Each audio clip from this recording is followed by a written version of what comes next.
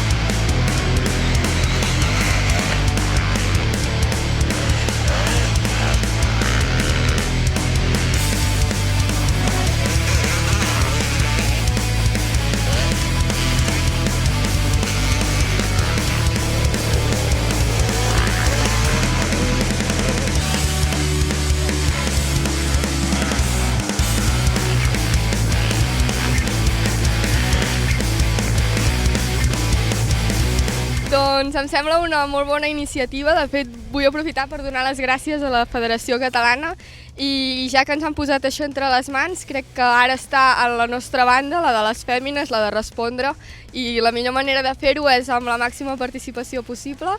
Això ha de seguir continuant any rere any. L'any passat aquí també hi va haver-hi rècord de participació, aquest any hem repetit i espero que no fluixi en les pròximes carreres. Un esport com un altre, només que en aquest esport necessites més nervi, perquè a vegades el circuit està molt malament i has de treure totes les forces per poder estar davant amb els nois. Una dinàmica de que molta pols perquè sigués perillós no hi ha sigut.